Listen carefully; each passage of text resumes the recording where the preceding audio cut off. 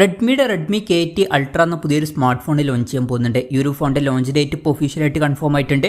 പിന്നെ ഫീച്ചേഴ്സിനെ പറ്റിയിട്ടുള്ള പല കാര്യങ്ങളും ഇപ്പം അറിയാനും കഴിഞ്ഞിട്ടുണ്ട്.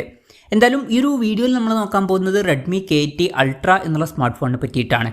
പിന്നെ വീഡിയോ തുടങ്ങുന്നതിന് മുമ്പ് പറയാനുള്ളൊരു കാര്യം എന്താ വെച്ചാൽ, ഇതുപോലെ നിങ്ങളുടെ സ്വന്തം ഫോട്ടോ അല്ലെങ്കിൽ നിങ്ങൾക്ക് ഇഷ്ടപ്പെട്ട ഡിസൈൻ പ്രിന്റ് ചെയ്തിട്ടുള്ള മൊബൈൽ കേസുകൾ അഫോർഡബിൾ ആയിട്ടുള്ള പ്രൈസ് റേഞ്ചിൽ വേണം എന്നുണ്ടെങ്കിൽ ഇവിടെ ഒരു വാട്സപ്പ് നമ്പർ കൊടുക്കുന്നുണ്ട്. താഴെ ഡിസ്ക്രിപ്ഷനിലും കമൻറ്റ് ബോക്സിലും ആ ഒരു വാട്സപ്പ് നമ്പർ കാണാം, നിങ്ങൾക്ക് കോൺടാക്റ്റ് ചെയ്യാവുന്നതാണ്.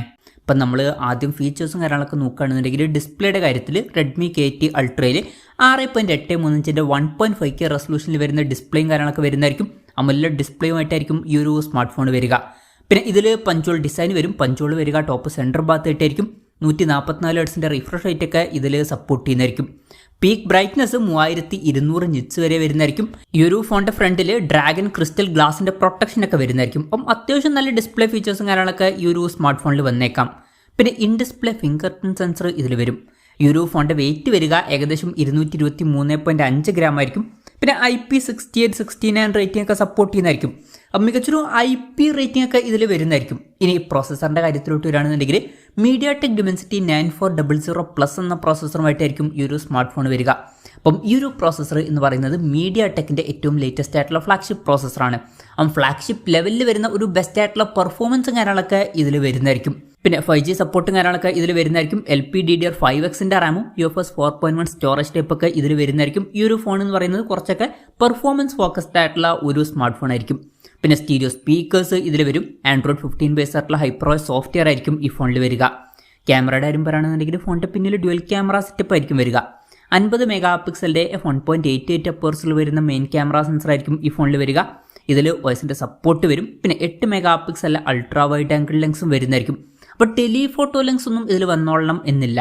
അപ്പോൾ ഇതിൽ ഫ്ലാഗ്ഷിപ്പ് ലെവലിൽ വരുന്ന പ്രോസസ്സർ വരും എന്നുണ്ടെങ്കിലും ക്യാമറയിൽ ടെലിഫോട്ടോ ലെൻസ് ഒന്നും വന്നോളണം എന്നില്ല. അപ്പോൾ നേരത്തെ പറഞ്ഞ പോലെ തന്നെ ഇത് ക്യാമറ ഫോക്കസ്ഡ് ആയിട്ടുള്ള ഫോൺ ആയിരിക്കില്ല, പെർഫോമൻസ് ഫോക്കസ്ഡ് ആയിട്ടുള്ള സ്മാർട്ട് ഫോൺ ആയിരിക്കും.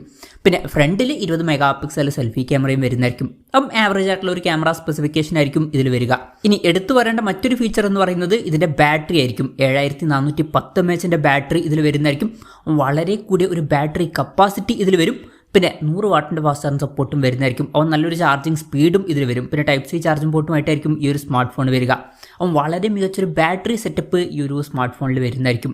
അപ്പം ഇതൊക്കെയാണ് ഫീച്ചേഴ്സിനെ പറ്റി പറയാനുള്ള കാര്യങ്ങൾ. ഇനി ലോഞ്ച് ഡേറ്റിൻ്റെ കാര്യം പറയുകയാണെന്നുണ്ടെങ്കിൽ June 26 ഈ സ്മാർട്ട് ഫോൺ ലോഞ്ച് ചെയ്യാൻ പോകുന്നത്. June 26 ഈ ഒരു സ്മാർട്ട് ഫോൺ ഇന്ത്യൻ മാർക്കറ്റിൽ ലോഞ്ച് ചെയ്യില്ല, ചൈനീസ് മാർക്കറ്റിലായിരിക്കും ആ ഒരു ദിവസം ഈ ഒരു സ്മാർട്ട് ഫോൺ ലോഞ്ച് ചെയ്യുക.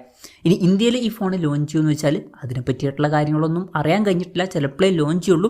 ഇനി ചിലപ്പം ഇത് പോക്കോ ബ്രാൻഡിങ്ങിൽ ഒരു ഫോണായിട്ടും ലോഞ്ച് ചെയ്തേക്കാം. എന്തായാലും കൺഫർമേഷൻസ് ഒന്നും വന്നിട്ടില്ല. ഇന്ത്യയിലെ ലോഞ്ചിനെ പറ്റിയിട്ടുള്ള എന്തെങ്കിലുമൊക്കെ ന്യൂസുകൾ വരികയാണെന്നുണ്ടെങ്കിൽ അതിനെ പറ്റിയിട്ടുള്ള വീഡിയോസൊക്കെ നമ്മൾ ചെയ്യുന്നതായിരിക്കും. അപ്പം അതുപോലുള്ള വീഡിയോസ് കാണാൻ താല്പര്യമുണ്ടെന്നുണ്ടെങ്കിൽ ഈ ചാനലും സബ്സ്ക്രൈബ് ചെയ്യാവുന്നതാണ്. ഇനി വിലയുടെ കാര്യം പറയുകയാണെന്നുണ്ടെങ്കിൽ അതിനെ പറ്റിയിട്ടുള്ള കാര്യങ്ങളൊന്നും ഇപ്പം പറയാൻ കഴിഞ്ഞിട്ടില്ല. എന്നാലും നമ്മുടെ എക്സ്പെക്ടേഷൻ പറയുകയാണെന്നുണ്ടെങ്കിൽ ഈ ഒരു സ്മാർട്ട് ഫോൺ ഇന്ത്യൻ മാർക്കറ്റിൽ ലോഞ്ച് ചെയ്യുകയാണെന്നുണ്ടെങ്കിൽ നമുക്ക് ഒരു 50,000 രൂപ പ്രൈസ് റേഞ്ചിലേക്കായിട്ട് ഈ സ്മാർട്ട് ഫോൺ എക്സ്പെക്ട് ചെയ്യാവുന്നതാണ്. പക്ഷേ ചൈനീസ് മാർക്കറ്റിൽ അങ്ങനെ ആയിരിക്കില്ല, കുറച്ചും കൂടി നല്ലൊരു പ്രൈസിങ്ങിൽ ഈ ഫോൺ ലോഞ്ച് ചെയ്തേക്കാം. ചിലപ്പോൾ ഒരു 35,000 രൂപ പ്രൈസ് റേഞ്ചിലേക്കായിട്ട് ഈ സ്മാർട്ട് ഫോൺ ലോഞ്ച് ചെയ്തേക്കാം. എന്തായാലും കൺഫർമേഷൻസ് ഒന്നുമില്ല, ജസ്റ്റ് നമ്മുടെ എക്സ്പെക്ടേഷൻ പറഞ്ഞു എന്നേ ഉള്ളൂ. എന്തായാലും റെഡ്മി KT അൾട്ര എന്ന പുതിയൊരു സ്മാർട്ട് ഫോൺ ലോഞ്ച് ചെയ്യാൻ പോകുന്നുണ്ട്. ഈ ഒരു ഫോണിനെ പറ്റിയിട്ടുള്ള നിങ്ങളുടെ അഭിപ്രായം ജസ്റ്റ് ഒന്ന് കമൻറ്റ് ചെയ്യുക. അതുപോലെ തന്നെ ഈ ഒരു സ്മാർട്ട് ഫോൺ ഇന്ത്യൻ മാർക്കറ്റിൽ ലോഞ്ച് ചെയ്യുകയാണെന്നുണ്ടെങ്കിൽ നിങ്ങൾ ഏത് പ്രൈസിങ്ങിലാണ് എക്സ്പെക്ട് ചെയ്യുന്നത് എന്നുള്ള കാര്യം കൂടി ജസ്റ്റ് ഒന്ന് കമൻറ്റ് ചെയ്യുക.